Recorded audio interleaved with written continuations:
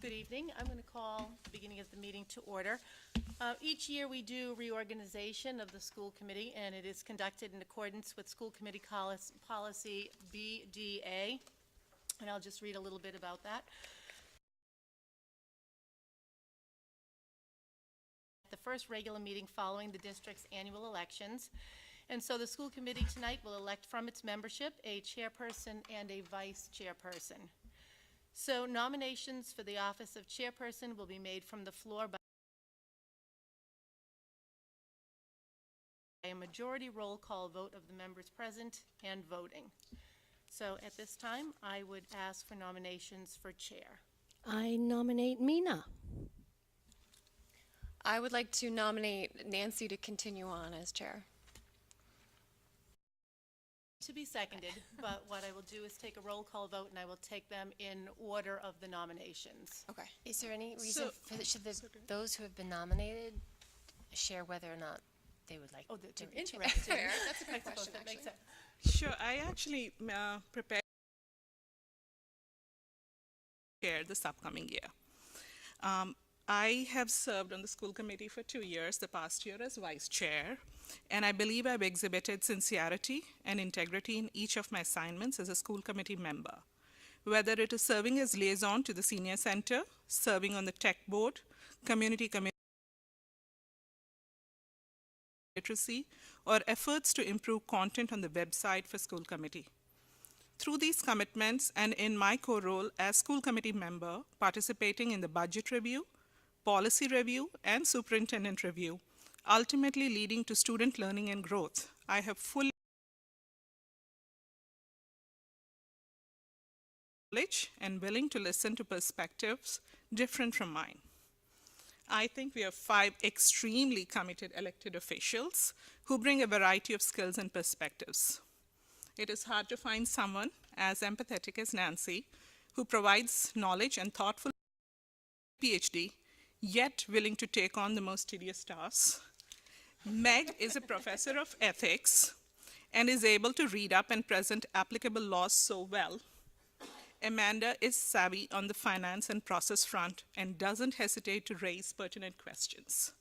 It will be personal aspects on my end that I want to bring to you for consideration. One, as you all are aware, my husband and I made the difficult choice to homeschool our child last year. It was with a desire to give him an education that prepares.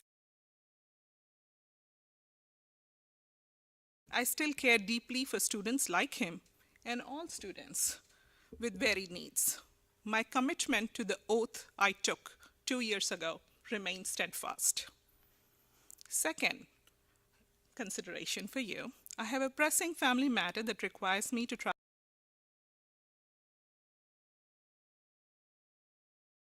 present during the summer.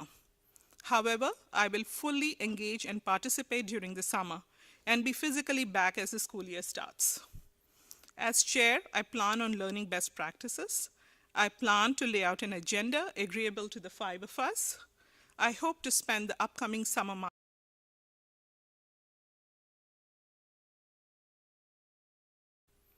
I want to continue to provide Dr. Kavanaugh and our teachers, administrators, and staff the room they need to do their work. I see our collective role as providing monitoring measures and oversight on adherence of policies and budget and superintendent review. We are the voice of the community.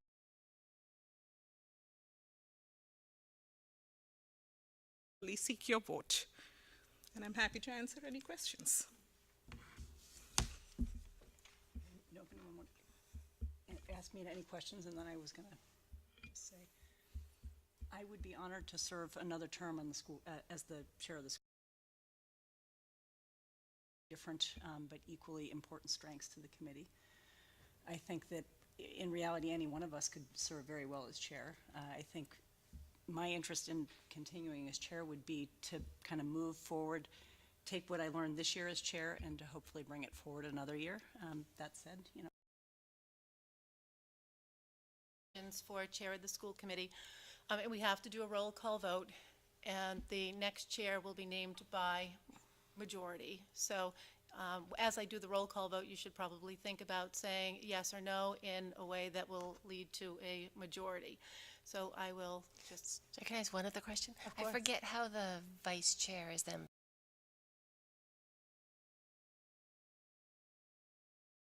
will preside, calling for the election of a vice chairperson. And the procedure used for that election will be the same as the one that we are going through right now. So that you'll nominate someone, one person from the committee will nominate a person that they would like to see be vice chair. Okay. And Mina, serve as the chair in your absence, or would you be participating remotely? I plan to participate remotely, but I'll be happy to work with the chair, vice chair, and see if physically they are willing to call the meeting to order and run it by. But I would work with them before the meeting in planning and preparation. So I will be fully available. Is there any more discussion? All right, so we will do a roll call vote, and I would first ask for people to vote either yes or no for Mina's candidacy. So we'll start with Nancy. No. Yes.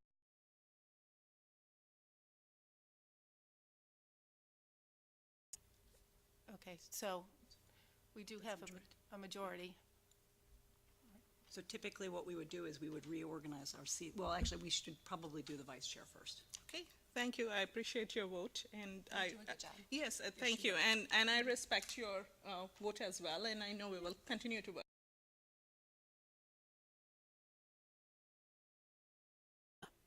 Oh, no, no. I nominate Nancy. Do we have to second? For No, the you vice don't. It chair? says you'll use the exact same procedure. I put all my weight behind my nomination for Nancy. Thoughts? No, I'm very happy with Nancy as a vice chair. Nancy, Honestly, are you okay with that? I am okay with that. I would love to have you two of you as co-chairs. I think, but in that we don't do that. I think with a new chair and a continuing vice. See that Meg just recommended. No.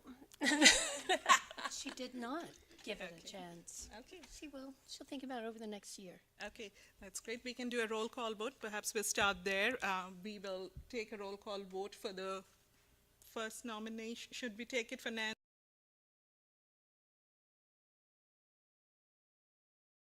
Let's do a roll call vote. We'll start with Amanda.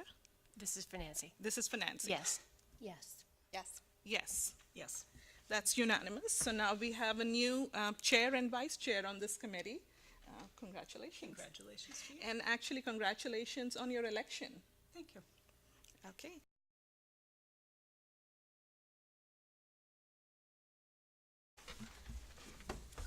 I pledge allegiance to the flag of the United States of America and to the republic for which it stands, one nation, under God, indivisible, with liberty and justice for all.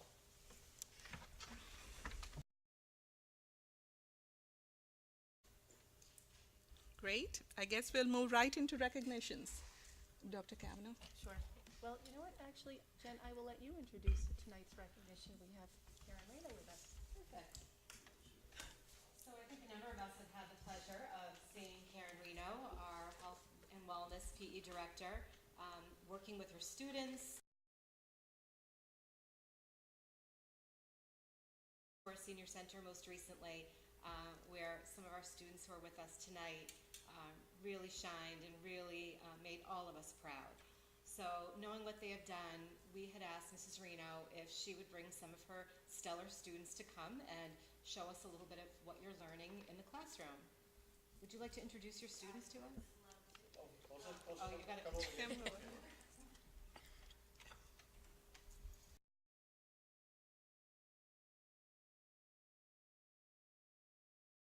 Soon to be officially seniors.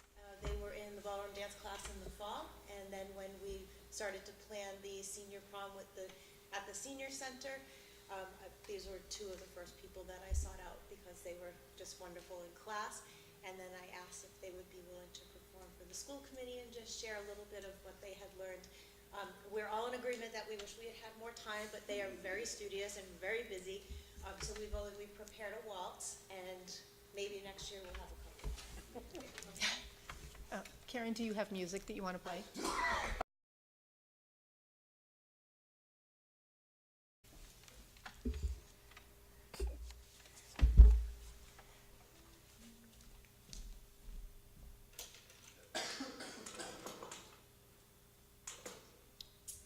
It played before we began.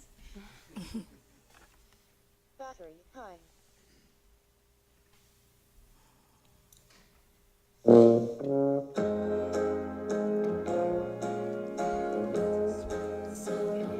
What the world needs now is love, sweet little love. What the world needs now is love, sweet love. No, not just for some, but for everyone. Lord, we don't need another mountain.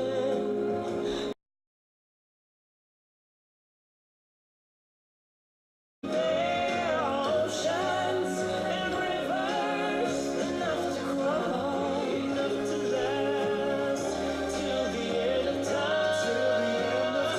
What the world needs now is love, sweet love. It's the only thing that there's just too little of.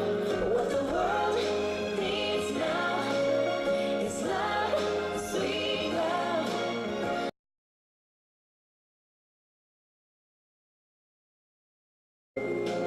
Lord, we don't need another medal.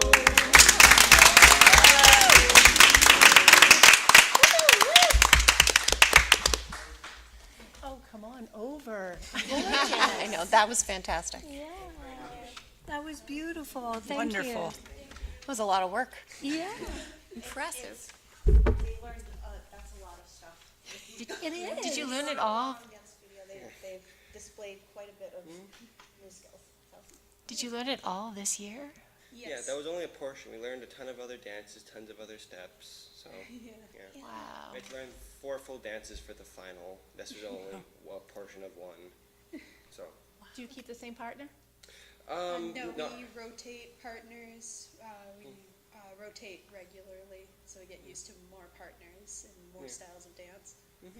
Were you guys dancers before you started doing this? You Again, bravo and brava. Did you choreograph this? yes, we did. Partially. Partially. It was mostly thanks to Miss Renault. Yeah. Oh, that's nice. How was your experience at the senior center? I thought you did a fabulous job bringing happiness there. Oh, it was wonderful. The people at the senior center were wonderful to talk to, and they loved interacting with everyone. They loved dancing and dancing with fellow students and dancing with each other. And it was wonderful to bring that joy to people. Yeah, it was a fabulous time. They had a great time with us. We helped them. They had a great time. We had a great time. The live music was amazing. I think we learned some new dances too. They taught us the Hully Gully. Yeah. Awesome. Thank you so Thank much, you. Ms. Renaud. You did a fabulous job. Are you going to keep going with this? I'll totally put you on the spot. Don't answer that question. Never mind.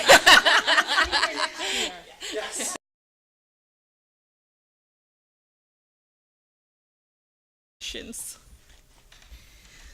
I was hoping to take a moment to remember the young child who drowned at Lake Maspinock earlier this week. That was a very sad and heartbreaking incident, so I thought we should just take a moment to remember him, and if there are any thoughts anybody would like to share.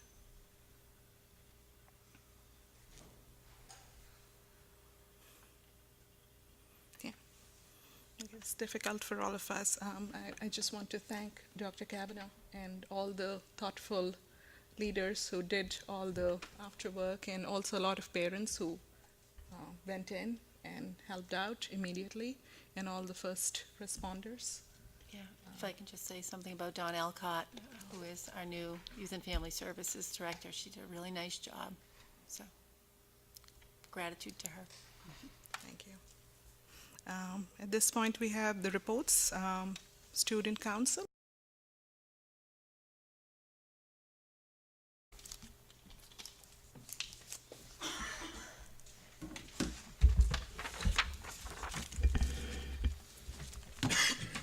Hello.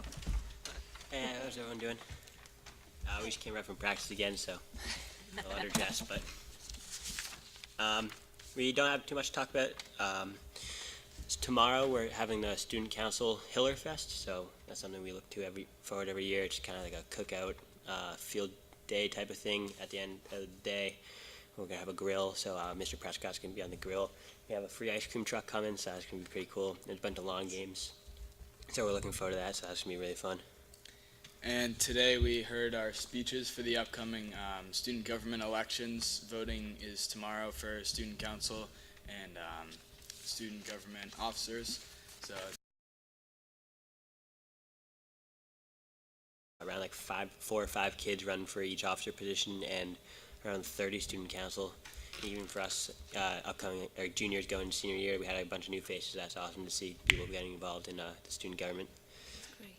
And then for the sports teams, all the spring sports teams made the playoffs, and we're proud to say that all spring sports team made it past the first round. So that's pretty awesome, and we all got our second round coming up, so we're all looking forward to that and showing some Hiller pride out there. So we're excited. Congratulations. Thank you. and exams are coming up starting next Wednesday, I believe, and there's some after-school study sessions coming up. Stephen knows a little more about that. Yeah, so we're going to have these study sessions from 2 to 7 p.m. So students, mostly geared towards freshmen who really haven't experienced, who had experienced midterms first time, but haven't really experienced too many times. They're a bunch of those study groups. So we're really looking forward to that and try to kind of just spread like the knowledge of how to study and prepare. So hopefully maybe some, like the freshmen or the kids who haven't experienced much can come and see what it's like. So we're pretty excited about that. We're gonna hopefully try to continue that. It's our first year doing that, so that's gonna be awesome. And Step Up Day is coming up soon. It's June 14th for all the current 8th graders that are coming up soon. And we're looking forward to a new Unite program. So this past year, we were focused more on the advisories, but we're getting away from that, and we have a Hiller Day every Friday now. So we're gearing the Unite leaders more towards individual mentorship. So that'll be a good change for the school.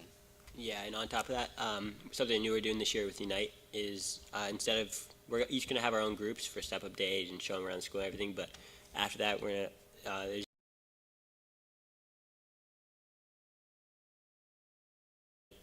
kind of like take 2 or 3 kids that they felt the best connection with from their group, and then we're going to keep in touch with them throughout the year. So we have these things called like coffee hours that we're going to do throughout the year. So we're going to meet with like our 2 or 3 students that we felt like most connected with, and like we'll go somewhere for food, or we'll meet here in the library and try to kind of like build a upperclassman to freshman like one-on-one relationship. So hopefully if they have any questions or any problems that they want to talk to us, they'll feel more comfortable. So that we're looking forward to that this year for Unite. That should be awesome.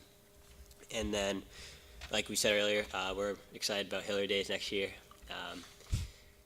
It's gonna be awesome. I think Every Friday. Every Friday. I think there's like 3 Fridays where we won't have it, but I think we're doing that like the first 3 Fridays. We're both members of Principal's Cabinet, so we had talked about that with Mr. Bishop. I think we're gonna do like the first 3 Fridays just normal day, and then the rest of the year is gonna be Hiller Day. So we're pretty excited about that. That should be awesome. How much longer do you get to sleep in if you have a Hiller Day? Really, like how much longer? So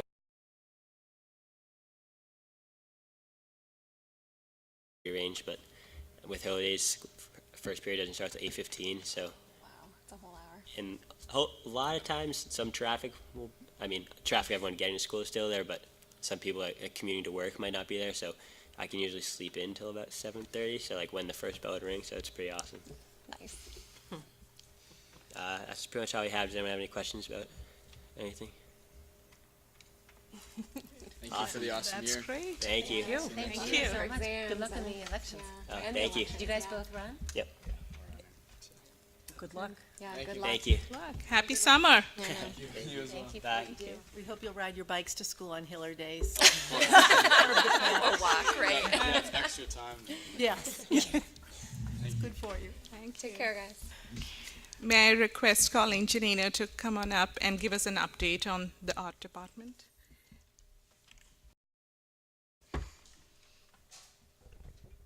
Good evening. Can everyone hear me?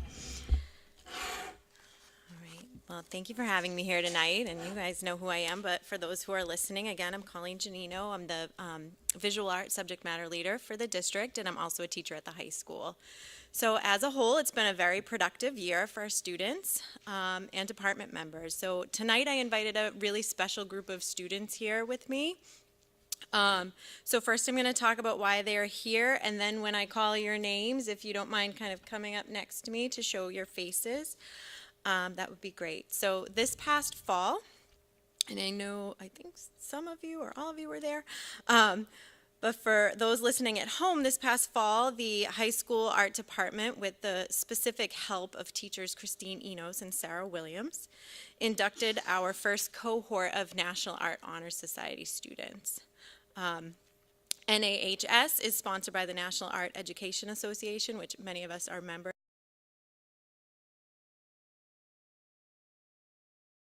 Students who have shown an outstanding ability and interest in art. The program supports members in their efforts to attain the highest standards in art scholarship, character, and service, and to bring art education to the attention of the school and community. So in addition to the 20 hours of art-related service experiences our students participated in, they also worked on their first group project this year. The students and advisors worked with Amy Hammer at Elmwood School to develop and design a mural for their social emotional learning space. So they're still wrapping that up, and they're very much looking forward to having that installed this fall. So this year's inductees are Shay Butler, Samuel Cody, Anila Isan, Sophie Goodnow, Kevin Gu, Abigail Hyde, Emma Lucien, Linnea Pappas Byers, Mira Pathasarathi, Celia Podis, Nat Surmkitsuri, Abigail Smith, Hope Vidal, Levi Watson, Sarah Weisinger, Cindy Yang, and Ann Zhu. So thank all of you. Please, thank you very much for coming out tonight. I know it's late. I know you have so many things going on, but I don't know if you have anything you want to share or if you have any questions for them. But. Well, congratulations, first of all, right? It's a huge honor. You must be amazing artists, all of you. Yes. Did you submit individual works, just one? Or? They had to fill out an application. They had to do some writing, and their grades were also considered in pre.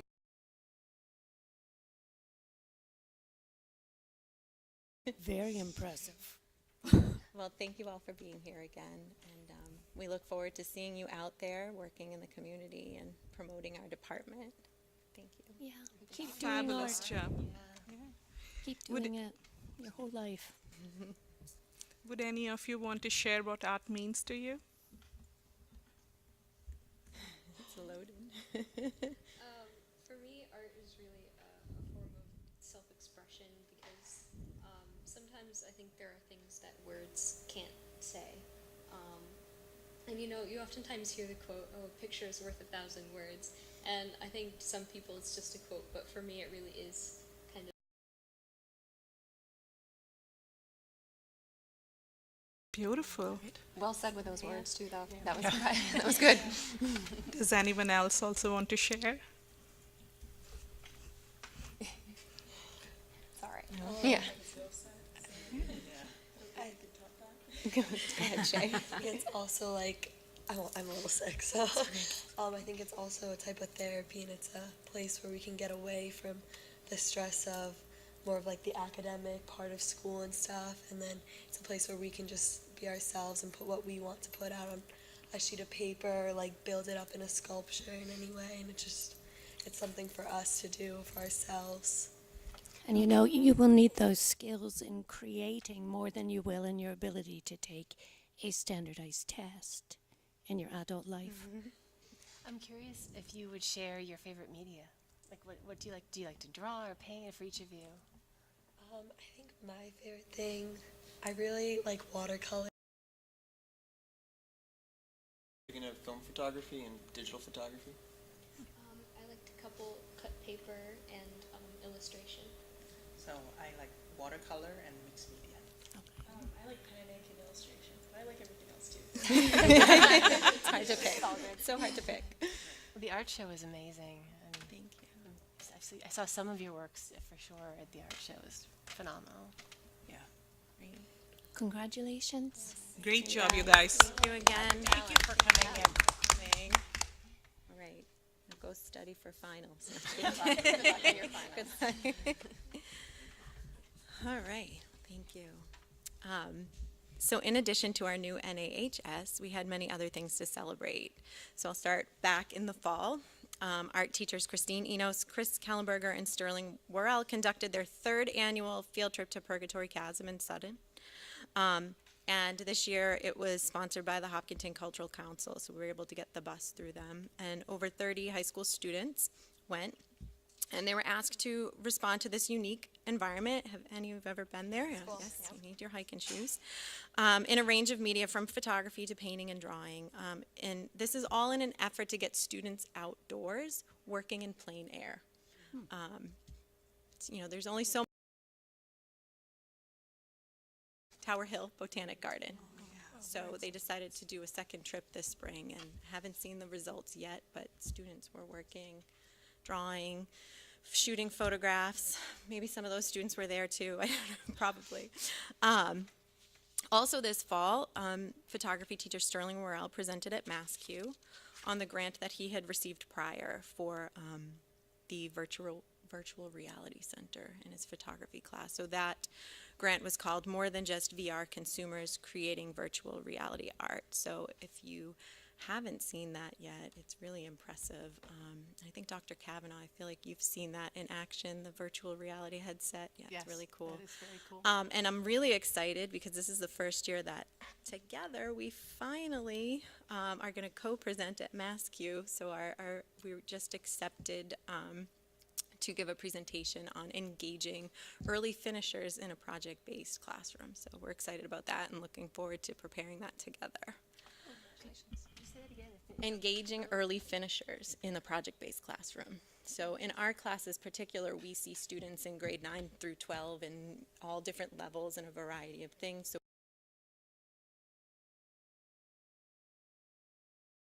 we've been exploring, so yeah. Also this fall, to celebrate the opening of the new Marathon School with its theme It All Starts Here, we welcomed acclaimed children's author and illustrator Peter Reynolds to the school in September.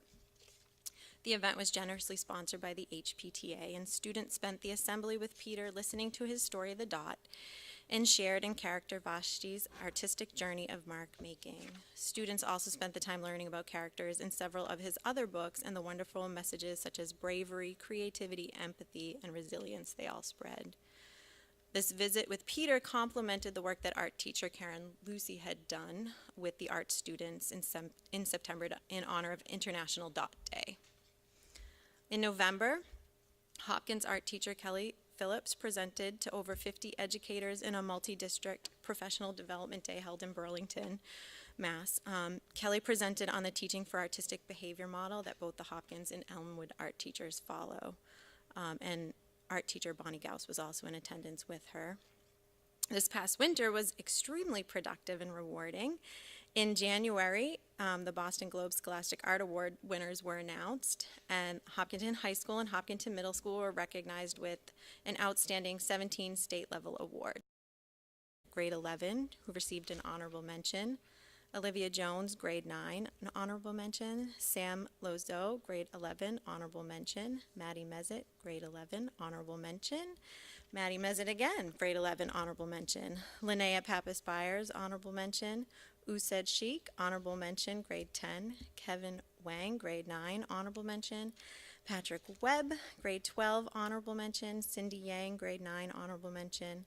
Linu Jarvinen, grade 8, silver key. Andrea Liu, grade 10, silver key. Maddie Mezit, grade 11, silver key. Rose O'Laughlin, grade 8, silver key. Linnea Pappas Byers, grade 11, silver key. And Cindy Yang, grade 9, silver key and a gold key. Also in January, sophomores Catherine Dacey and Kira Perry were accepted into the 2019 Emerging Young Artists Exhibition at UMass Dartmouth for photography. So this is only the second year that we've done this. And EYA is a highly competitive art exhibit and competition for high school students from around New England. This year there were more than 350 submissions. Dean Laura Franz selected only 80 works from 40 high schools to be on display, so this was quite an honor. Their work was on display from January 22nd through February 9th at the College of Visual and Performing Arts at UMass Dartmouth. In March, thank you everyone for supporting this, the entire art department attended the National Art Education Association National Conference. Intensive days, and we're all still talking about it. And we were fortunate enough that two of our middle school art teachers, Catherine Brummett and Jessica Zwillinger, presented at the conference as well. So they presented on how they have successfully created a digital feedback loop with their students, utilizing tools like Google Classroom and other technologies in the district. So that was really, from an SML perspective, really great to watch the two of them present and see people from other states asking questions and really getting into their session. And I have to tell you, people have already brought back ideas they've gained, they've already implemented in the classroom. So again, thank you to the district for supporting these kinds of professional development opportunities for us. Also in March, we had a busy March. Art teacher Bonnie Gauss, Christine Enos, and myself participated in yet another successful second grade STEAM night at Elmwood. And I have to say, this is one of my favorite events now. Like, it's so, and it seemed like it had, would you agree, Carol, like doubled since last year? I don't even know how to describe it. Crazy. Wonderful, crazy. Yeah, we featured our art bots and color mixing again. It was a huge success, and I just want to thank several high school students who volunteered on our behalf. So Olivia Kershey, Kevin Gu, they were really helpful. We were really busy. There were a lot of kids. And Next year we're going to figure out parking. yes. Snows, yep. Yeah, but it was really great. We also hosted another successful annual honors art exhibition at the HCA, and we can't thank them enough for sharing that beautiful new space with us. We had 6 high school juniors and seniors participate, which was curated and advised by high school art teacher Sterling Morrell with the assistance from teacher Chris Kellenberger. The featured students were Stephanie Capellos, Linnea Pappas Byers, Madeline Mezit, Ivy Masaja, Celia Potus, and Patrick Webb. We've had much going on in our department this spring. On April 27th, the winners from the 4th Congressional District High School Art Competition, sponsored by Congressman Joe Kennedy's office, were announced at an exhibit at the Attleboro Art Museum. So the following high school students were recognized. Catherine Dacey received 2nd place in acrylic painting. Emma Hansen received 1st place in acrylic painting. Linnea Pappas Byers received a 1st place in mixed media. Patrick Webb received a 2nd place in photography. Lily Casper media, and Hope DeLuca 1st place computer generated art. And at the start of May, the High School Photography Club hosted their annual photo contest. This year, the club received almost 400 entries. Anne Rarick, noted international photographer and photography teacher at Cambridge School of Weston, served as the guest juror and selected the winning photographs. Many prizes were collected from multiple sponsors, including the Hopkinton Firefighters Association, so we thank them for their donation. This year's winners were Best in Show, Anna Feng, 1st place color, Catherine Dacey, 2nd place color, Iman Hydri, 3rd place color, Tess Weatherhead, 1st place black and white, Kira Perry, 2nd place black and white, Emily Heyman, and 3rd place black and white, They're offering free senior portraits every year in the fall. They've taken superlative photos. They've also shot club photos. And I want to thank them for volunteering their time at the Center School Farewell event this past fall. I don't know if any of you saw them out there, but they were taking photos with Cubby to commemorate the Center School. I'm pretty sure there's a photo of me in there with my children somewhere. And speaking of clubs, there were several others that were busy. The High School Ceramics Club made dog bowls and donated them to the Bay Path Humane Society. And the Middle School Art Club, in conjunction with their yoga club, started designing silhouette murals for the Doyle Gym. And as you had mentioned, we recently just had another successful annual night for the arts, where for the 5th year in Valerie von Rosenvinge and the drama students involved in the One Act Play Festival for sharing the night with us. That kind of happened by accident one year where they were scheduled on the same evening, and we realized we had, it just made for a better night. And then teacher Isaac Brody has brought the women's and men's chorus to perform too. And then in addition with the elementary parents and families that come out now, it has just made this a much more richer event. We also rolled out our 14th edition of Hop Arts Magazine. You can get a copy of that here at the school, or when we have our new website up and running, we'll have the new edition posted. This year it was juried by Anthony Fisher, who's the Associate Professor of Fine Arts at the University of UMass Dartmouth. And 3 principal awards for the high school were granted the same evening to students Connor Grady, Gabriel LaBerge, and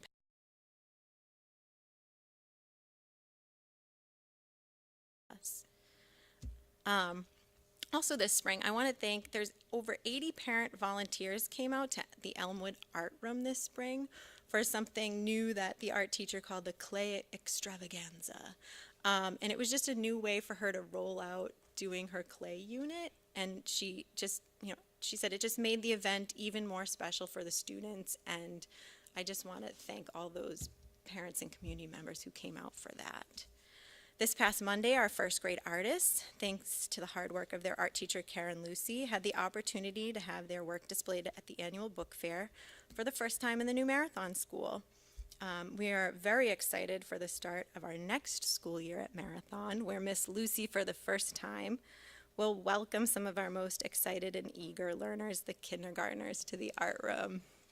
Obviously, I am very excited about this. This has been a conversation going on since I started this. So we're very much looking forward to that.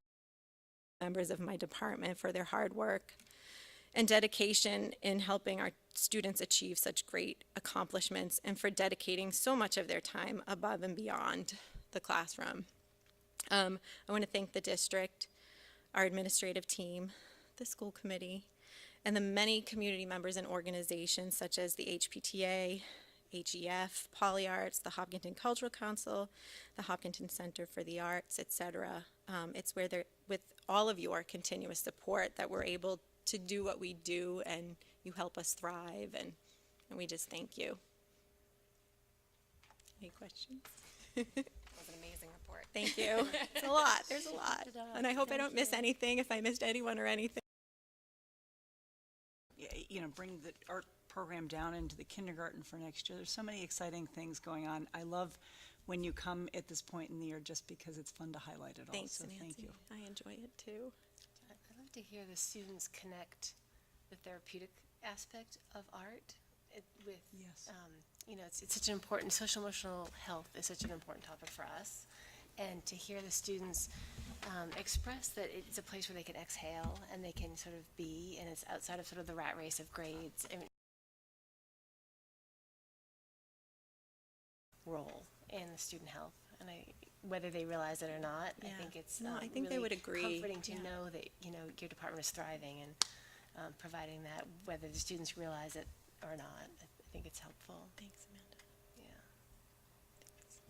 Fabulous. I mean, you had so much to share with us, and I almost feel we probably should have a mid-year checkpoint too. This is such great news, and art means so much. It brings out humanity. It does. Thank you for what you continue. folks in your department obviously put in to get as many kids interested in art, winning these awards, willing to put their work up on the walls. You know, some kids worry about how people are going to perceive their work. You, obviously, everything your entire department is doing is really helping these kids be able to express themselves. I think it's fantastic. Great. And I think their successes show how much faith you have in them. Thank you. All right. Thank you all. Thank you, Ms. Janina. Enjoy the rest of your, what do you have, 2 weeks? Yeah. Countdown. I lost my schools, so I'm like, I don't, which school event is where Right. today? I'm afraid I'm going to not Oh, pick a yeah. kid up somewhere, right? Or leave them somewhere, and it's not where they're supposed to be. Yeah. Thank you. Thanks, Colleen. Thank you. May I request Mr. Craig Hay to come and give us an update on the music department? This is such a fun night. I know, We get all this these is great great. updates. Best night ever.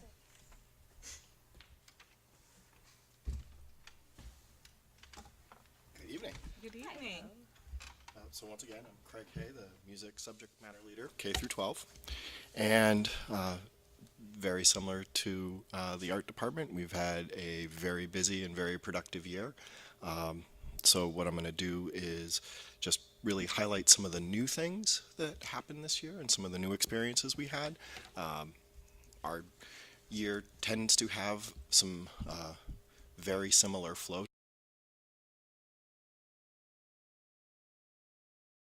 Take a moment to thank Mike Trojan and John Ritz, because as we were talking before the meeting tonight, there are 21 concerts on HCAM for you to watch and review and listen to again. That's a real service, well, much appreciated, especially by out-of-town relatives. Right. So I really appreciate that. So this year, we continue to grow in a positive direction. One of the things that we've been really working on as a department is just the revamp of our curriculum so that we can put that on the new website in the fall. So we have our stage 1 complete. Our teachers are now continuing to work on creating their units that they're going to use as examples. But I feel like we spent a lot of time really finally working together to really have a great spiral curriculum K through 12, and we really focused and concentrated on what we felt were the most important aspects for our students here in Hopkinton, and that is the singing and playing part of music, the listening aspect of music, and rhythm, so that we would have common language K through 12 and make sure that, you know, if anyone new comes into a position here in Hopkinton, they can look at the curriculum, have a really clear understanding of what is going to be needed in the classroom, and then have the freedom and creativity to do what they want to do, but know exactly where we're going and how they'll fit in. So I just wanted to thank the entire music department for their work on that over the last 2 years. We've done a lot of tremendous work, and I feel like we have something very worthwhile and very proud that we can present when we start publishing the curriculum on the website. As you know, is the opening of Marathon School, and in the music department, it was the fact that we have a music room. Wendy Moran has done a wonderful job adjusting the curriculum, adjusting her lesson plans, just enjoying her space as much as possible. And when I've gone down to see her, it's nice to see a veteran teacher have that transformation to back to that youthful exuberance of I have something, this is mine, I can do something, and you can see it in the kids how much they enjoy going to the class and having that space. So once again, thank you for Marathon School. Elmwood School, as always, the Meeting of the Eagles performances have been wonderful, and obviously Kenya Day, getting the students ready for that. At Hopkins this year, Mrs. McDonald also picked up teaching orchestra, which was new to her. She has learned a great deal, and if you want to go on HCAM and listen, the 5th grade orchestra on Monday night at the Hopkins concert did a wonderful job. So she has taken that role in addition to the band and really helped build the program at Hopkins that way. So kudos to her. At the middle school,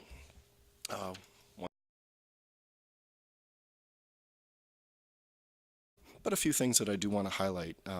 Our teacher, Kat O'Toole, presented at the Massachusetts Music Educators Association conference, tips and tricks to keep them coming back, retention in the middle school for orchestra. We also presented a unified approach to instrumental music education 5 through 12 at the Micah Summer Institute this past summer. And, excuse me, this year we had multiple clinicians come in to work with the students, work with our 8th grade students, sort of a field trip in school. And we had some absolutely wonderful people. We had Jeff Leonard, who is the former head of music in Lexington, work with our orchestra. We had Matt Lefebvre from Westboro come in and work with our band. And I think the highlight was we were able to, through Mrs. Nielsen's connections, have James Burton, the director of the Tanglewood Festival Chorus, come in and work with our 8th grade chorus, honors chorus, and a cappella group.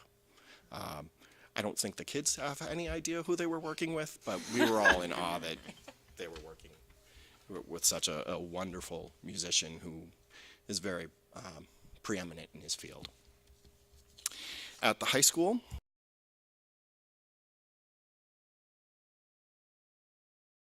grades came out.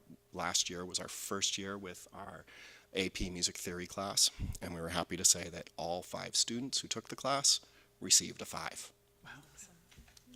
So kudos to Mr. Brody and his teaching, and we're going to anxiously await to see what happens with this year's class. Couple things that we have established this year that were new. We offered honors level for the students who wished to have their music grades weighted for our performance ensembles. We have about 40 students who accepted that this year. They've been doing some additional work on top of just playing in the ensemble. We've asked them to go to more concerts. We've asked for them to do projects within the semester, and the students have really responded well to that.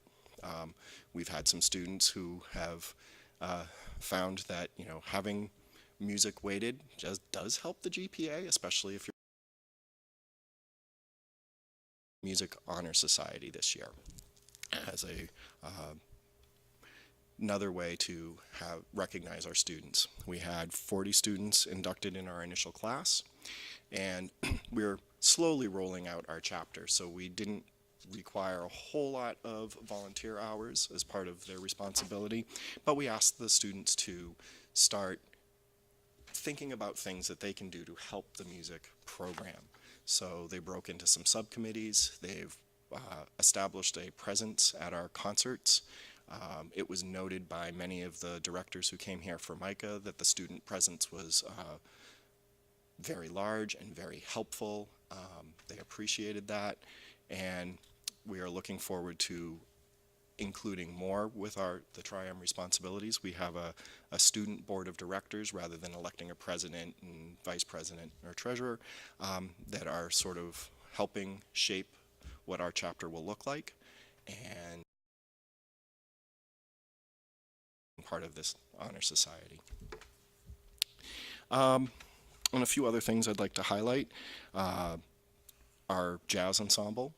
If you are here late at night on Wednesdays or here pretty much walk in early in the morning, you will hear our high school jazz ensemble, our audition level group, rehearsing. And this year, for the first time, they received not only a gold medal at the Massachusetts Association of Jazz Educators district level, they received one at the state level as well. They earned that gold medal, and they earned the right to perform at the Hat Shell the same day as the Pops concert.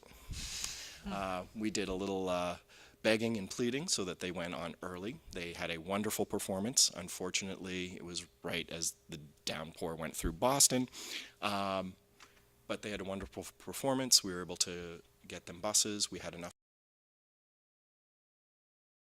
We had the busload of students, our performing students. We also had a busload of parents and family and friends who could go see the performance, and they were luckily no traffic or no bus breakdowns. Everyone was back by 2:30, and we were able to have our Pops concert. So that was a wonderful recognition for them and the hard work. 5 years ago, when Mr. Dodge accepted taking on the jazz ensemble and building it, this was his hope and dream. So it's taken 5 years, but he's done a wonderful job doing that and getting that part of our program recognized. A few other things this year. We were very lucky to receive a grant from the Hopkinton Cultural Council and Mass Cultural Council to have Paul Alberta, Ben Cook, and Ken Hadley, 3 noted jazz musicians in Massachusetts, come in and work with our jazz ensemble. We're going to jazz group as well. We've also had, where am I on my list?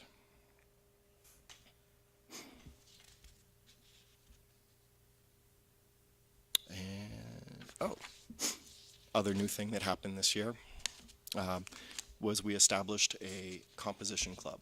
Last spring, I had a number of students come to me who are interested in composing and composition, most of it through the electronic online media. Now, we do a little bit of that in our music tech class, but these are students who, on their own, have found how much fun that they have creating loops and creating songs and, adding video, and they just wanted an outlet to do it. So we've been lucky enough that they've been able to use C207, our graphic design room, which has our music.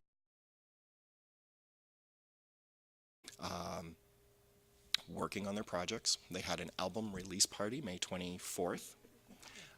They were very lucky that during the year, one of our alumni, Stephen Oslander, was home from break from Frost School of Music at the University of Miami, where he is majoring in music production and performing through the electronic medium, to talk with them about what he does at school and how, through his connections, that he's already signed a professional contract, so that that gave them more of the wherewithal to be like, ooh, we can do this.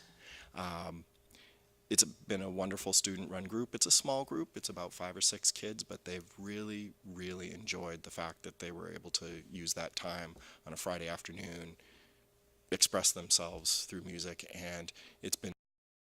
This year was by Nolan Storm, who, through a grant that Mr. Bishop received, was able to create a small portable recording studio that right now is housed in the music room, but it's one of those things that if we need to use it in the A wing, we can move it, and they can students can use that to record. So I know that the composition club students were, they're already eyeing it, like, ooh, something more for us to use. I did give a list of many of our alumni that are thriving in music or thriving in now theater arts. I've been trying to keep track of as many people as we can. We've had some really cool highlights this year. The first being, if you stay up really late, seeing Sasha Sloan on Stephen Colbert's show. Amelia Antonides being able to perform at South was the fact that I could turn on a Friday night the Hockey East broadcast, watch a hockey game, and if you watched Northeastern, knowing that pretty much half the Northeastern hoop band is Hopkinton alumni. TJ Fujiyoshi is the president of that club, and students David Ontaki, Chris Pomeroy, Tim Greiser are all playing in that. And I know that some of our other students who are at Northeastern have also performed in that, so it's kind of neat to see that. Andrew Keeley, who graduated this year, has continued his music instrument donation program. We've received more instruments this year that we've been able to put in the hands of students, specifically at the middle school and Hopkins. A lot of instruments, like we've had a lot of bell kits come in, which has helped because now 5th graders don't have to lug those bell kits on the bus, and that's helped. So I want to thank him for that. All of our groups, and in the Micah Solo and Small Ensemble Festival, noteworthy, the women's a cappella group earned a gold and the men's chorus a silver. Our students did well at district and all-state level this year. We had 13 at senior district level. I believe we had the same amount at the junior district level. We had 3 students participate in the All-State Festival. And this year, we had Matt Dempsey perform with the Honors Chorus, National Honors Chorus, so recognized at the national level. And then we had Abby Kelly Lancer and Andrew Keeley represented Hopkinton at the All-Eastern Festival back in April.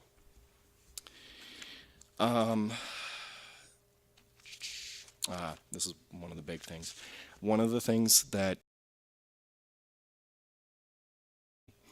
through raising funds, through having a marathon runner go out and raise an incredible amount of money for the group, and then run a marathon, they've just done tremendous work. And over the last 8 years, the group has grown from 3 or 4 people to a full board of, a dozen or so.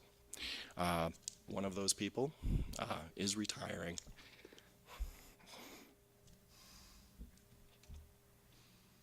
And I just want to publicly thank Clarinda Kershey, excuse me, for all the work she's done. She is one of those quiet people here in town who just goes out and does. She really doesn't like the public recognition for it, but her work in the Music Association has just helped that board explode and be so supportive of what we do in music. I also want to recognize her for all the work she does with the high school drama program. I mean, she does all the costumes, helps Valerie tremendously, and, just does it quietly and doesn't want any recognition. I know she's going to continue working on the costumes. I know that as we pass the presidency off to Karen Bograd, that we're in absolutely great hands and that we'll continue. And finally, I just want to thank all of you, Dr. Kavanaugh, Mrs. Parson, for all your support for the music department and visual arts department. We can't do what we do in our end of the building. I'll even include Mr. Scott. We have a thriving C wing. And even though it's funny that in December when all the teachers come down to our end of the room for the HPTA luncheon and they're just like, yeah, we don't ever come down here. I'm like, you need to come down here more, because what happens in our end of the building is just absolutely incredible between the music, the visual art. Us, the students just are happy. They enjoy what's going on in that end of the building. You can see it as they come up the hallway, and like you were saying earlier, that stress release as they walk past the auditorium or go down the hallways, that they know that they're doing something that they really, really are truly passionate about. So your support for those programs really, really is just so appreciated at all levels, K through 12. So thank you very much. Do you have any questions? Wonderful. Thank you. Thank you. If I could, I would anoint you to king and queen. I mean, you picked up on mentioned the jazz ensemble and Mr. Dodge's vision, which has sort of been realized this year, but I think that's true across the department, and you can't just move the needle overnight, but like bringing in all of these extra coaches and advisors who are like outstanding in the industry, who come in and do these clinics and work with the kids, and it's the methodical long view that I think is producing the results and really getting the kids really excited. And it takes vision and then commitment, unbelievable commitment from you and your staff. And I mean, the hours that you all put in is unbelievable. So I just thank you so much for all that. And I think with you, it's like the work that comes out of your area is phenomenal. So thank you. I would echo, and at the risk of repeating what I said to Colleen, so appreciate your passion that you bring as well, and that you and both of you really, you build phenomenal skills, musical skills in your department, obviously, but in art skills, but beyond that, really phenomenal people. That the growth that you give these kids in life is amazing, and it's great to see them take off with those, and I know they carry them with them beyond Hopkinton High School, so thank you for that. Thank you. Thank you so much for all that you do, and I always appreciate that you never forget to mention your team, outgoing or those who are here, so I appreciate that very much. I also appreciate you keeping track of what our kids are doing after. I personally enjoy listening to all the great work that goes on here. The graduation day was an example, and I wish you a happy summer. Thank you.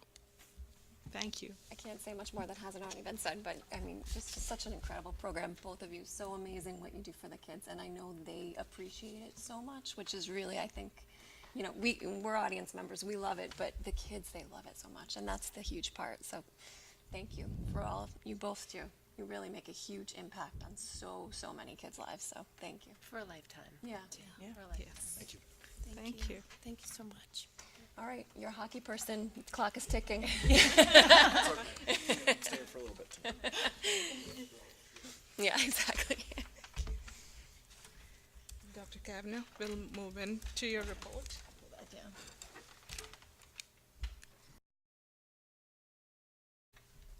You can just go quickly through these. These are just some of the highlights that have happened in the district since we were last together 3 weeks ago.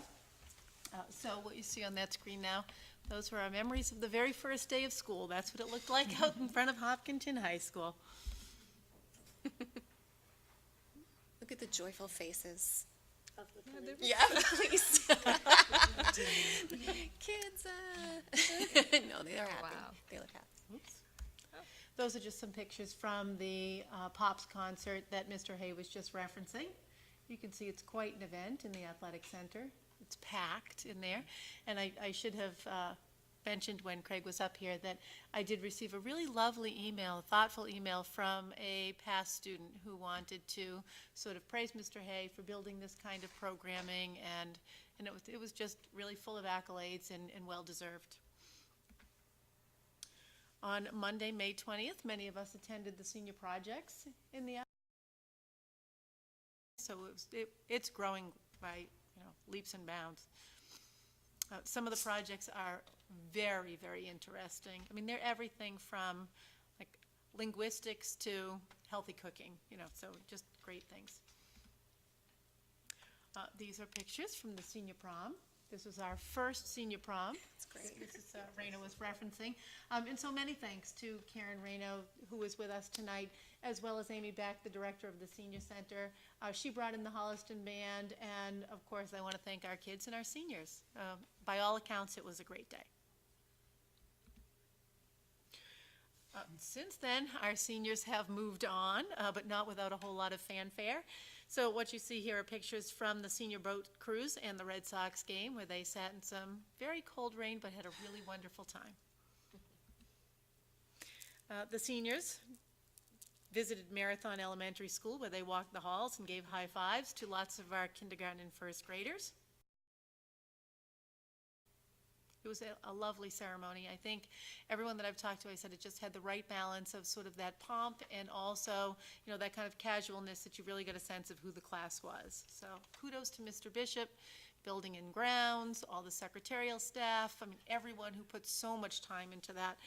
It goes off without a hitch, and you don't realize that it takes hundreds of people to make that thing work as well as it does.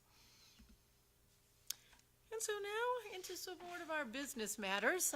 We have an enrollment update up there on the screen for you. And you can start to see what's happening. So I've said before that people go into Power School and they register process, so that approval is still pending. And one of the things that I kept saying through budget season is that we really had capacity for about 103 students. And I think that we're getting very, very close to the 103 students right now. But we also kept saying that if we had 8 kids in each one of those classes, sort of spread out equally distributed, we were not going to have a problem. But as you can see, we are already at 258 students in kindergarten, if those kids who are pending approval do become enrolled. And last year we expected at 264. So I'm very nervous about where that kindergarten number will go from here on out.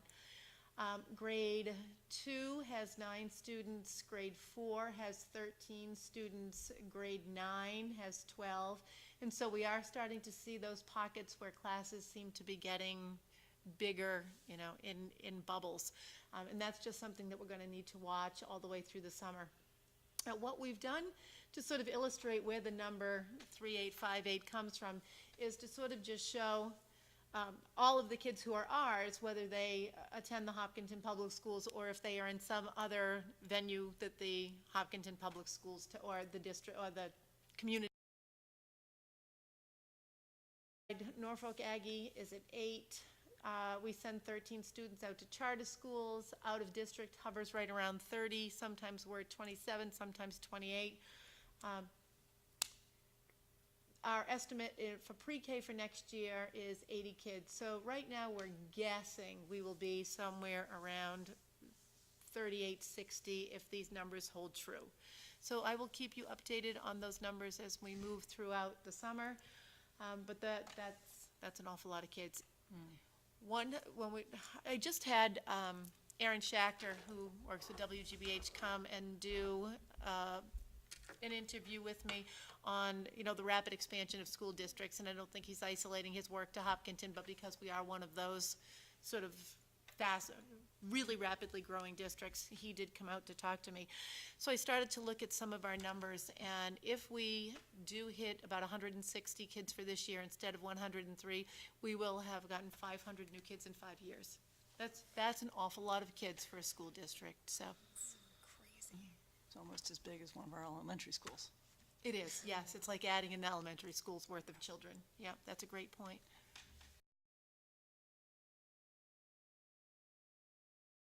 The rate it's going, are there typically numbers that will drop out of that are, say, going away to a different high school experience that have not been accounted for, like kids going to private school or something?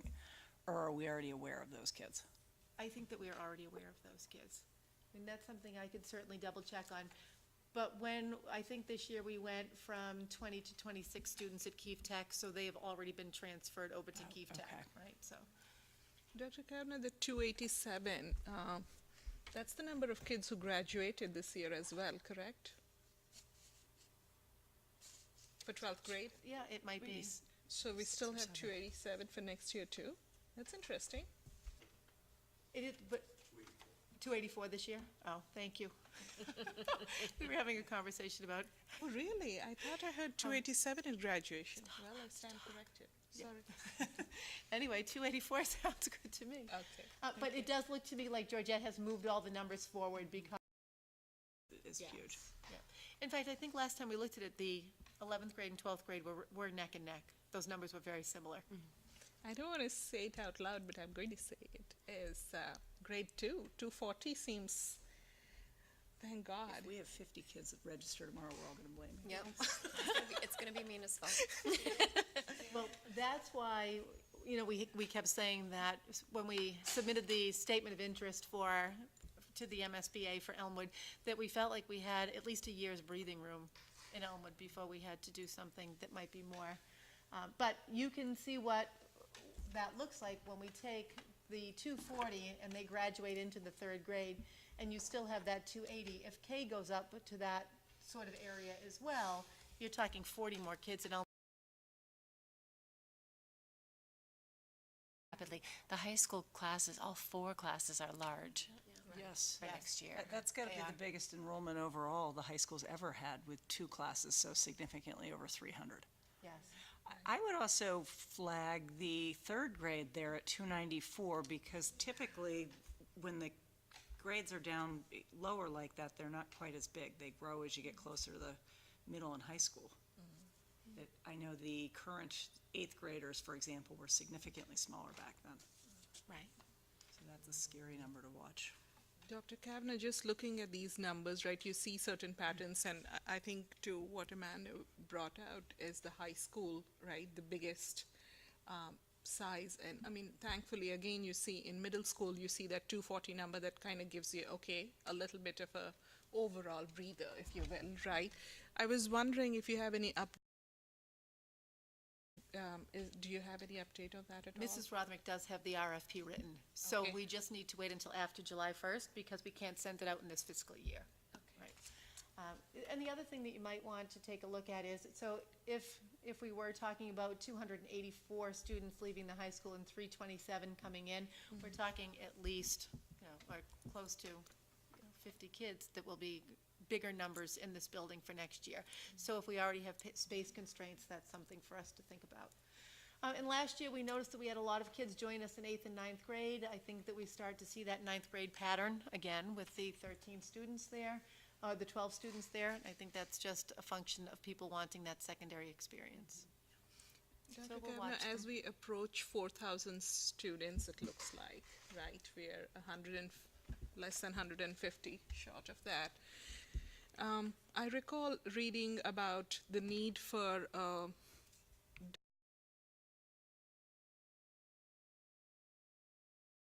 book that we have. I wonder if there are any other thresholds we are nearing that we need to be prepared for. If that's something you may want to put in your purview as you're having this retreat. Yes. Sounds like a fun thing, but I think it's a lot of work there for you.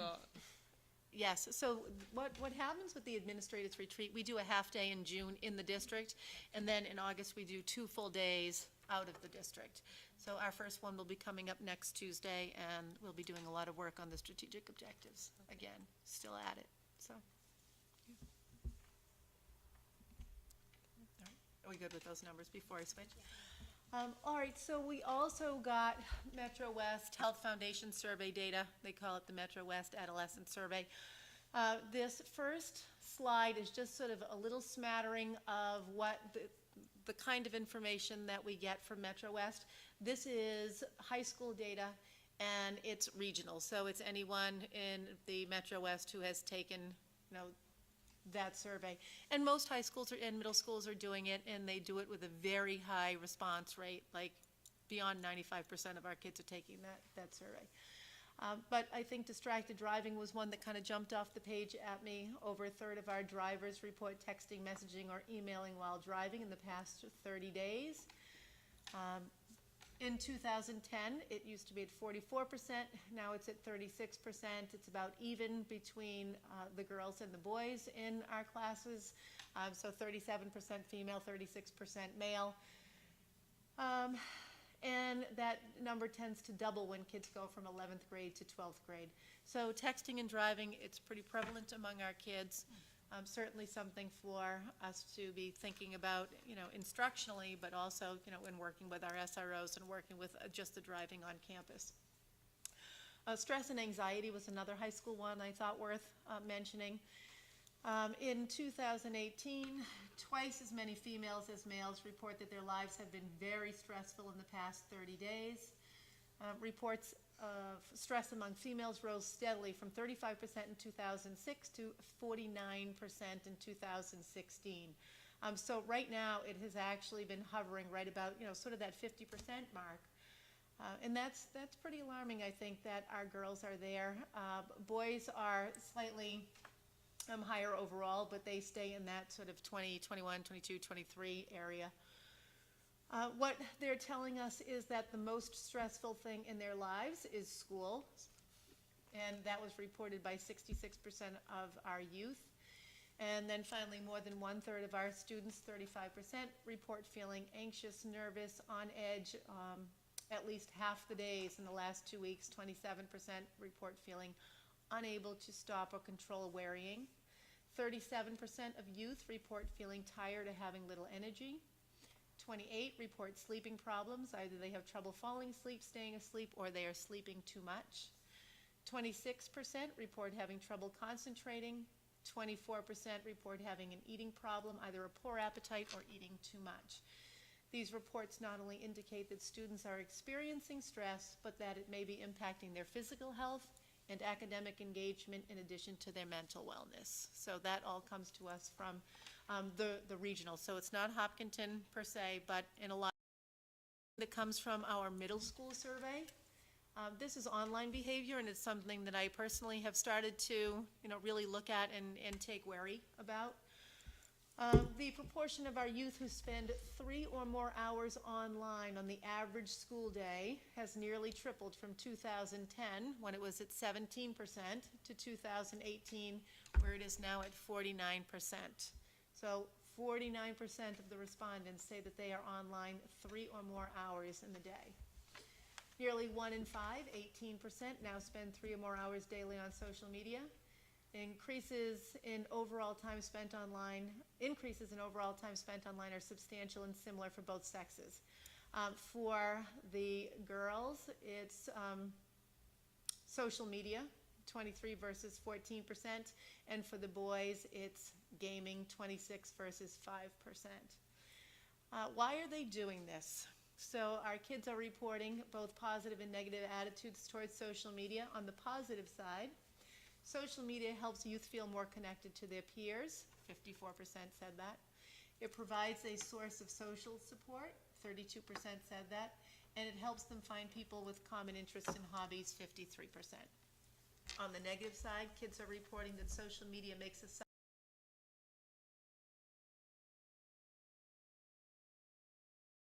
from doing important things like homework or taking part in family responsibilities at 20%, and 11% say that social media has hurt relationships with their peers. What we know about online time is youth that spend more time on social media are more likely to report substance use and mental health problems. High users of social media are more likely to report lifetime alcohol use, 25% versus 9%, marijuana use, 8% versus 2%, and they are more than twice as likely to report depressive symptoms, 28% versus 11%, and seriously considering suicide, 26 versus 12%. So that's just some of the information that comes verbatim. I just copy pasted it. So, Dr. Kavanaugh, is there any way, or is there any, do we get any sort of analysis from this survey, people who conduct it, that would connect the 3 hours? It just seems like there's got to be a natural correlation. If people are feeling stressed, lacking time, too frazzled, and yet 3 hours of their day are devoted to online activities, what were those 3 hours before? Was it sleep? Was it, studying? Like, is there any correlation, or is that just my naivety? that shows the number of hours that kids are spending online, and then there's a direct correlation to almost the same line that shows stress, anxiety, depression, so you get to see that as well. So, I think that that's a really nice graphic that, I will probably be sharing with parents along with this kind of information. Do they say, obviously it's anonymous, the survey, but Yes. Is there any way to chart by student, like those who ranked stress high, were they also ones who ranked social media?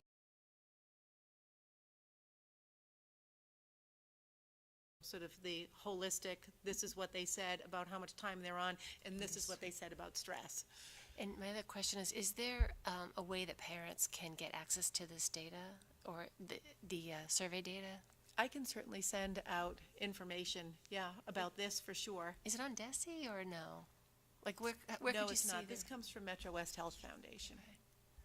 I'm sure there are parents who would be very interested Yes. to learn these findings, both, whatever summary findings we can share. Yes. I think they actually make it available online, Metro West Health Survey, or at least they did the 2016 version. But And one of the things that, we sort of see even at the elementary level is, I think because our kids are so sort of plugged in so frequently, or they have lives that are so sort of set out and scripted for them, that they don't really engage in kind of free play with other children, so that they have to navigate, this is my ball and I'm taking it because I'm angry and I'm going home, or he was out, no, he was safe, no, he was out, no, he was safe, and work through those things as a peer group. So without that ability, they really do struggle to have those kinds of interactions that are healthy with one another. If you turn back the clock 50 years, 10 kids in a neighborhood would be out having a game of kickball, and it may break down, but in 15 minutes they'd realize they were bored and go back at it, right? So, that's a piece that I think is missing. There is a researcher at the of note as well. Does the Metro West Health Foundation provide, as Amanda asked, any analysis of these statistics, or do they just offer it and hope No, people they, will draw their it own sort of comes to you like this, and it comes to you with some graphs, narrative and graph. I mean, it seems a bit misleading, doesn't it? I mean, that the people who use more social media are twice as likely to report depressive symptoms, as if depression is the consequence of social media use rather than the opposite. It Yeah. seems to skim the surface of these behaviors and perhaps ignite more worry on body out, so they don't know what impact social media is having on their kids, but not provide any answers or solutions. I would agree. The way it's written, there's an implication there. Like, it implies that there's a causality as opposed to a correlation. But there's no solution offered. You see what I mean? It's like, let's frighten parents more. Let's make them more anxious, and that anxiety will seep down to their kids. I think I'm that just when- trying to understand. Right, that when the they do this, impact. they leave it to school districts to figure out how.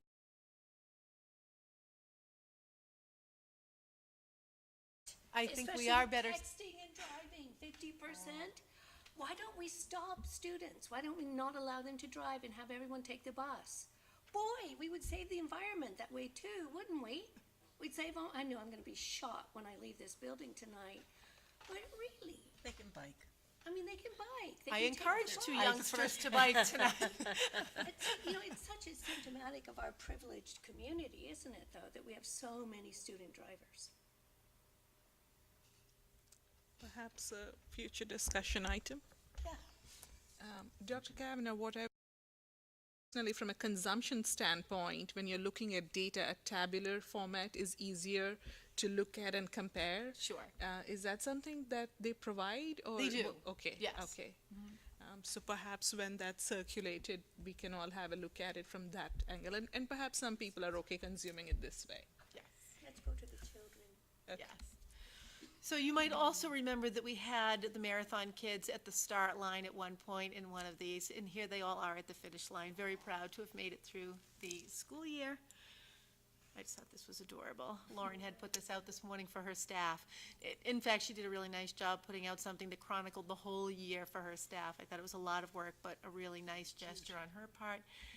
And my last one is just thanking the teachers, the administrators, and all of our staff for a really great year.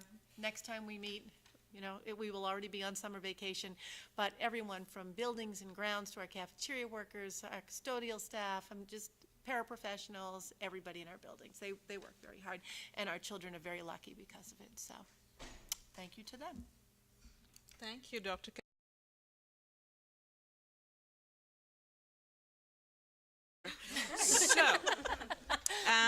So hopefully some of the next items we'll move through fairly quickly. We have the school committee chair report. I am thinking, Nancy, you had approved these. I did indeed. So I'm going to read this out on behalf of Nancy, having done this for the school committee. I have approved payroll warrant S19024. The payroll warrant has been included in your packet. I have also approved warrants numbers 19-095, number 19-096, number 19-097, number 19-098, number 19-099, number 19-100, and number 19-101. Warrants have been included in your packet. Moving on to liaison reports, I'm going to request if there are any prominent ones that anybody would like to bring up for discussion today. I would just like to make a couple of quick ones, if that's all right. So the first one, these are sort of follow-ups from some of the stuff I was communicating.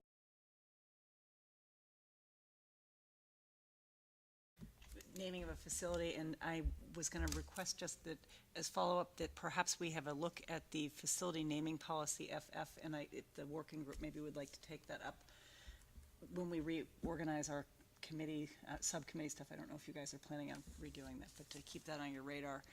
And then also the CPAC board met and held their annual elections and have reorganized. So that's all I have. Thank you. Anyone else wants to bring up anything? Okay, nothing Okay. pressing. I was also wondering, last time when we met, we had talked about using this time to talk about future agenda items a little bit. So are there any items, agenda items that people would like to bring up in the upcoming months, weeks? I know I had seen some from you, Amanda. Well, I'm not sure what you're referring to, but I would like to, I think that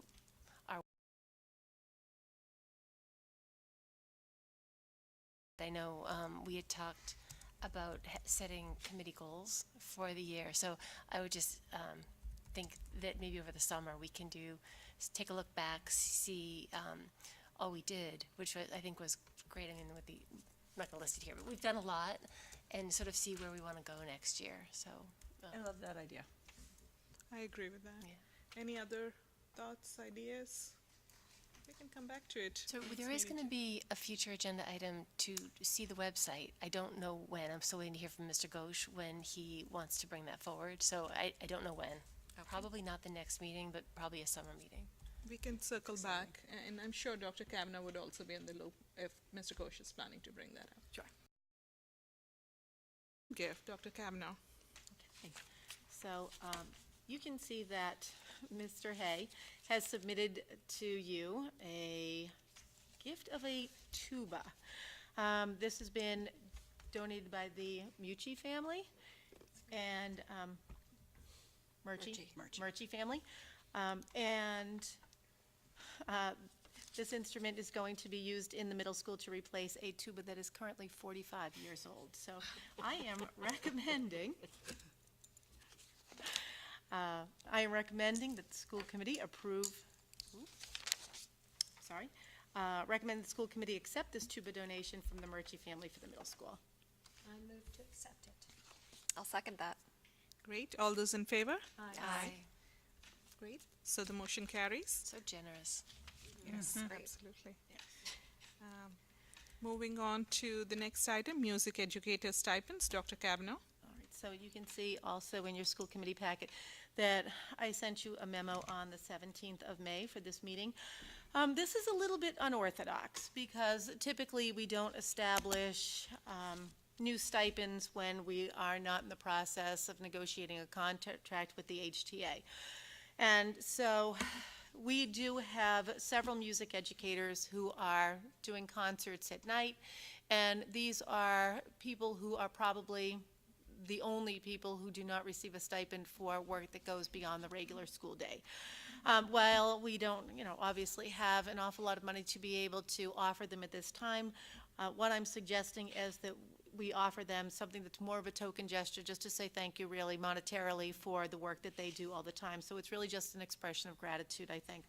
As you can see in the memo, there would be 4 teachers who each received $900 and 3 teachers who each received $300. So we're talking about $4,500 worth of stipends that we would be giving to music educators at the middle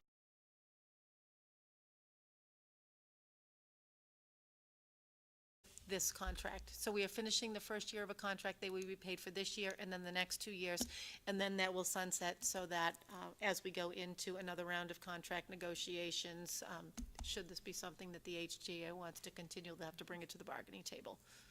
I'm so thankful that you're bringing this forward. I think this is something that is well earned, as far as it's my limited visibility of the music department, and probably uncovers some of these educators. They are so dedicated. They're here all the time, and they're continually seeking out new programs, which then requires more of their personal time, and they don't get anything extra for it. So to at least say thank you through this token, I think is an excellent start. So thank you. And Dr. Kavanaugh, it seems like not a huge amount, but just want to clarify that's covered in our budget and we're good. Yes, and so I had CC'd Mrs. Rothermick on that, so she has endorsed these stipends. Great, thank you. I move to approve the educator stipends for music. Second. All those in favor? Yes. Yes. Great. The motion carries. Moving on to the next item, middle school gift account. Dr. Kavanaugh.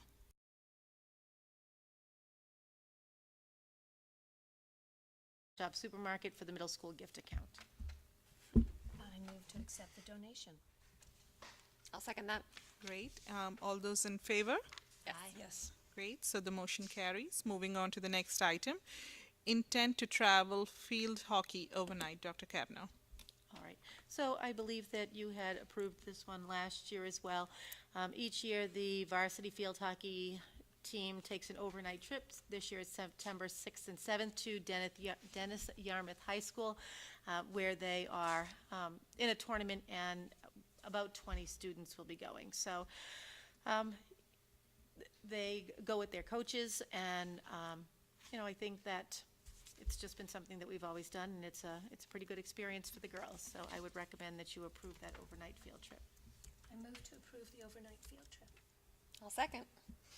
A motion by Meg and a second by Jen. All those in favor? Yes. So the motion carries. Moving on to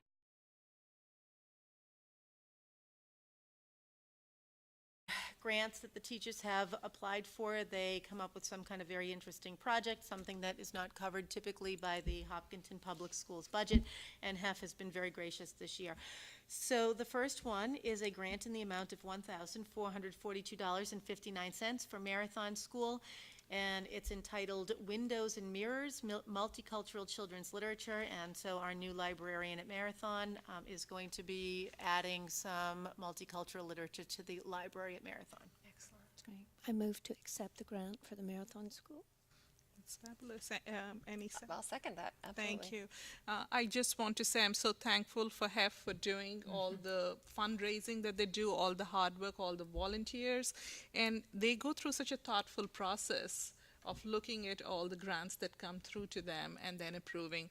I think it's super exciting to have this kind of funding, and with a lens of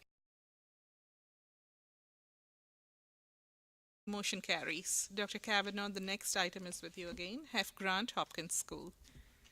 So this one is entitled Movement to Maximize Mastery, and I believe that Vanessa Bilella put this one together. What it's going to do is buy materials so that kids can engage in more kinesthetic learning at Hopkins. So I am requesting that you accept the HEF grant in the amount of $4,735.80 for Hopkins School. I move to accept the grant. I'll second it. Thank you. And so moved by Meg, second by Jen. Any thoughts, any questions? Okay, great. All those in favor? Aye. Yes. Great, so it carries. Moving on to the next one, again with you, Dr. Kavanaugh, HEF Grant Middle School. Yes, and I believe this one was brought on by Mandy Lake, one of the assistant principals at the middle school. I am recommending that you accept this.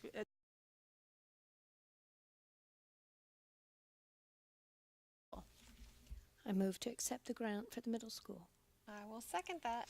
That's great. Just one thought on my end.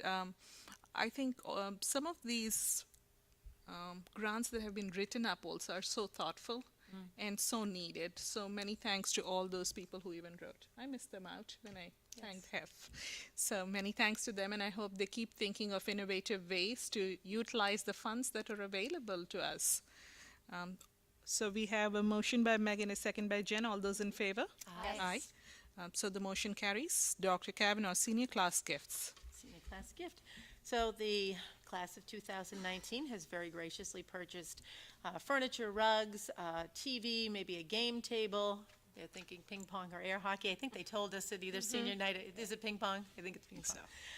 And they are purchasing all of that equipment to, just sort of create this like really nice, relaxed space in the 2019. I move to accept the gifts from the class of 2019. Can I ask a really fast question? This is what we were joking about on the stage too, because this sounds so awesome, and I will absolutely second it.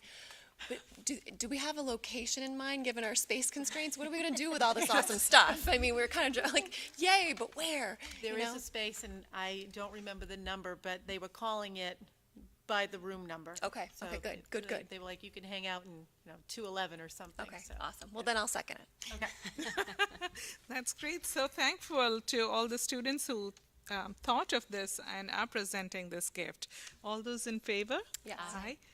So the motion carries. Moving on to the next item, Designer Selection Board, Dr. Kavanaugh. Okay, so this one really comes from Mrs. Rothermick, who couldn't be here tonight. She is not feeling well. But what we need to do is select a firm for the asked from the select board to vote to delegate authority to the school committee to select a firm for roof engineering for the middle school and the Hopkins roof. I move to approve the request. Yeah, I'll second. Are there any questions? How do we actually solicit the select board to transfer authority on this?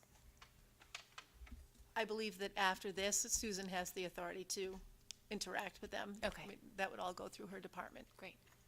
And just to be clear, this amount is 100,000, as I recall, for the roof. Is that correct? Yes, and that number may fluctuate, because we're not sure how things will work out with half of the roof having blown off of the middle school during the winter. So while we estimated that it was going to cost 100,000, there may be some insurance coverage that comes through. I see. Oh, and you don't have to remove as much. It'll be way cheaper, I'm sure. It's gonna Yes. be I also noticed that we have changes to make perhaps on our end, because most of the places it says Board of Selectmen. Yep. So that's a note to be made on our end Need to do that. to make sure we are able to Yep. take that into account. That's a great point. All right, I'm looking for a motion to approve. I move to approve the request. Yep, I second that. That's great. Motion by Meg, second by Jen. All those in favor? Aye. So the motion carries. Moving on to the next item, contract award to Kidsborough before and aftercare program. Dr. Cabno. Right, so you know that we currently have a contract with Kidsborough to provide before care and after care. I believe that as a vendor, they're doing a very nice job. They are currently housed in Hopkins and in Marathon, but there are so many students, it seems, signing up this year that we are in sort of hot debate about whether or not we're going to need to also open a program at Elmwood for next year in September of 2019, and that you will authorize Mrs. Rothermick to execute that contract. Any questions? So what is happening with the Elmwood students now? Are they being bused to Hopkins? Yes, Okay. yes, they're either bused to one of the other two locations. This is sort of off topic, but will that help us at all in our transportation if there's also a Kidsborough at Elmwood? It would help in the sense that we could leave students in that building and not need to put them on a bus somewhere else. And you know that last year we had, and this is a little off topic, but somewhat relevant, a little bit of a debacle about how we were getting kids from our schools to the facility on Hayden Row, which is not affiliated with the Kidsborough program in our schools. But this year, we're just going to continue to provide that bus. That's great. Thank you. Because it was actually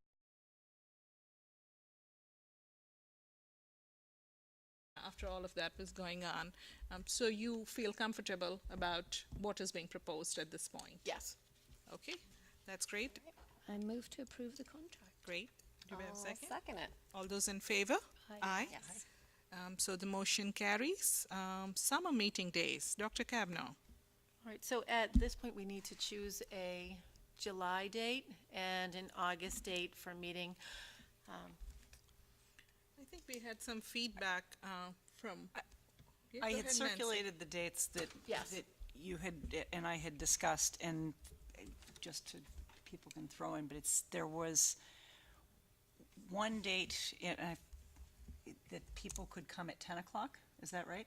Was it August 1. August The 1? August date, yeah. For the August 15th? I don't think there was August anybody. 20th. there was- Sorry. My recollection was everybody could make that if we started it at 10. Yep, the 15th. I think so. Yep.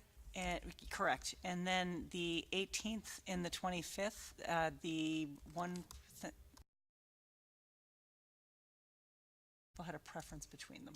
Jen couldn't I'm not able to do the That's- 25th, okay, but I'm that's- happy to, So we'll do If you got- the 18th then, right? That makes sense. Does that work for you, Dr. Cabno? Yes. And, I know you were looking to bring some of the district leaders, the principals, the building principals. So I was wondering, One of our days. No, No, it's it's the not. Okay. 13th and 14th. Good, okay, sorry. okay. So Nancy, does that seem okay? So we're talking about July 18th, starting at 10, but making sure that we end by 1:45, right? Okay. and then August 15th, we start at 10. I think we should still target 1:45 to end even on that day, right? Does that make We're sense? very efficient. Right, because Yes. because it just overload sometimes. Of course, we have to look at what is it that we have on the agenda as well. Norms, etc. I think we have a good start from last year. At least we have the same committee. We have certain understanding, so I think that'll help. I think you also talked about bringing Dorothy Presser. I had thrown that out if people were interested in doing, and you could certainly follow up with her yourself, but the next segment, or we could even design our own, of the district governance to kind of further our knowledge and to combine maybe with some work, internal work on our own. Sure, sure. Nancy, I was also wondering about, the training with visions. That was going to fall. So, yes, so because I was aware that you were not able to do the summer and vacation schedules between different people on our committee and on the youth commission, we're looking now to do a day in September. Okay. Potentially on a Thursday during the day, if that works for people, but we don't have a firm date to throw around yet. That's great. But it is definitely still in the works, that they have signed the contract with. And August 15th from the school committee side, Dr. Kavanaugh, from 10 to 1:45 p.m. On the 18th, is it 10 as well, or at 9? We said 10 to 1:45. 10 to 1:45. Does that work? Fine. Are you able to do 9? No, well, I prefer 10, but I could do 9. The 18th was the day some of us couldn't do 9. Two of us Okay. couldn't do 9 on July 18th. That makes me yeah. very So happy. just quickly, over the summer, we cover things like superintendent's goals. I think this year we're talking about doing our own goals. I'm gonna just throw this out there. We're probably gonna be talking about growth and enrollment, because I think that's creeping up. And we want to debrief and maybe bring in Dorothy Presser. So I feel like we've got a lot. I'm hoping that for some of those topics, we leave time for substantive discussion, particularly in our off-season while we're regrouping and looking ahead. So that's my only thought. I don't know, maybe we can sort of see what happens after the first meeting. And Yeah, I would think let's do it this way, right? Let's prioritize. Let's look at all the items that we have. Let's prioritize. Obviously, there's nothing that we should rush into because each of these items is important. At the same time, I think 4 hours is, that's when you're like, how much attention are you paying at that point, right? So then perhaps let's take a call and look at all the items. And if it doesn't fit into these 2 days, let's explore the third day. It could even be early.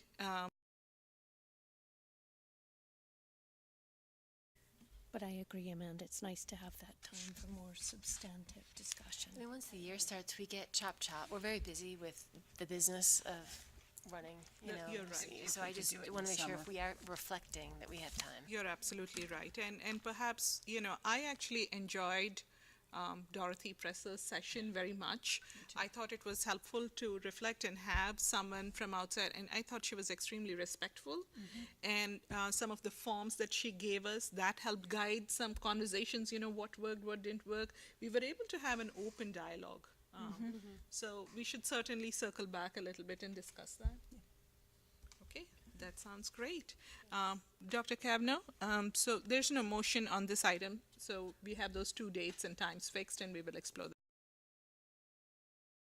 About putting together a calendar review subcommittee. We agreed that we probably needed to have some kind of a charter, sort of outlining what the purpose of that committee would be. And so I have put this together, and then we'll talk a little bit about the makeup of that committee. But what I think is that because we've had such population growth and changes in our demographics, I think we probably need to put together some kind of a subcommittee that will research, develop, and perhaps implement a new school calendar. Honoring the expressed needs of students and families, this subcommittee will use multiple data sources to determine dates of attendance and dates when students will be off from school.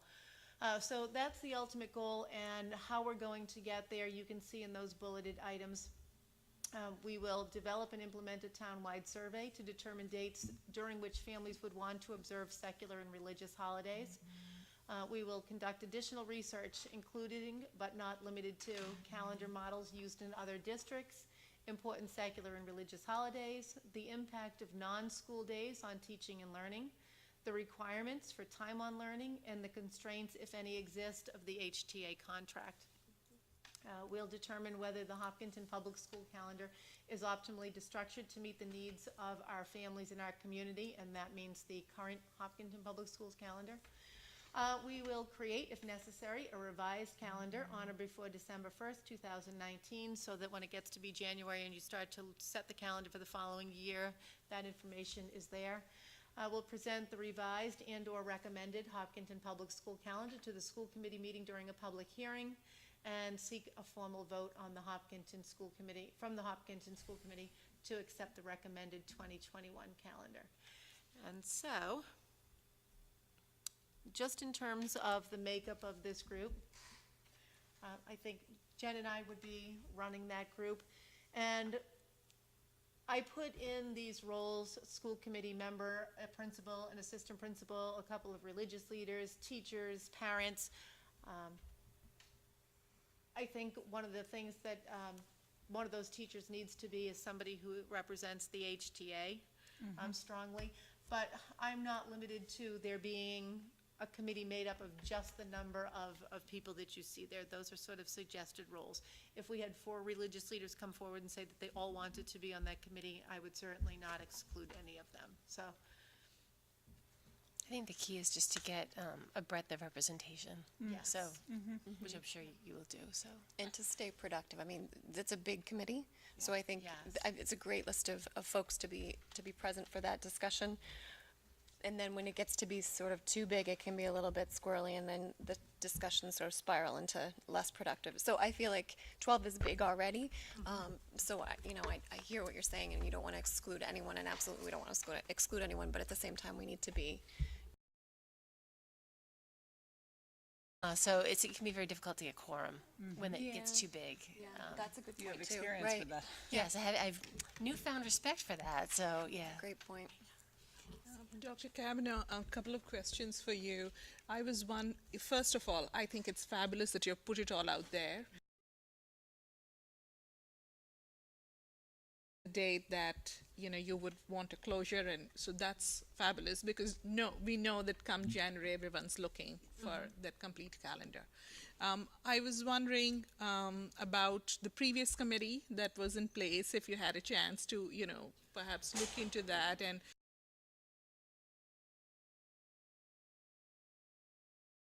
from what we had done then. yeah, okay, that's great. So some of that context exists. And I was wondering, how are you going to seek these members to come and participate? What would be the process of selection? I think I would probably, so with the parent group and the teacher groups, it's very easy because we just have email, right? So you could just send an email blast saying if you're interested. And naturally, that letter is going to have to say, I can't take every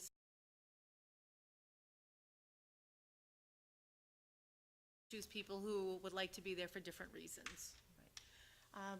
The religious leaders, I think we just have to send something out to, religious churches or synagogues or whatever in town, mosques. But we may even need to look at another community. If we have a lot of people who attend a synagogue, say for example in Westboro, we may need to bring in the Actually came to speak to the school committee as well, was more than willing to help out. She and I have met at the event at the mosque. Okay. And she's, Yeah, really good. she's lovely. Yeah. That's great. So to Mina's point, if we get into the details and find that December 1st is approaching and the work isn't done, I'm wondering if we can make a cutoff for implementation for the 2020-2021 school year as of December, but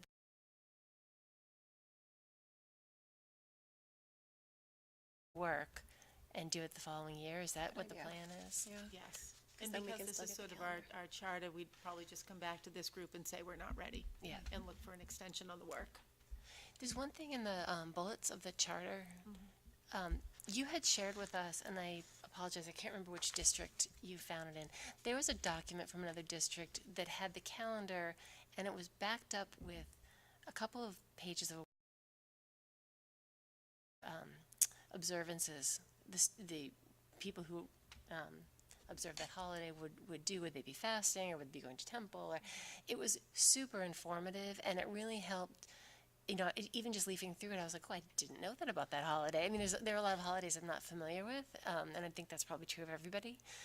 And I'm wondering if, because this group is doing research and collecting up that stuff, if we could have under the create, if necessary, revised calendar, could we have create, if possible, explanatory material, like some educational materials on the holidays? I think that was the Newton one.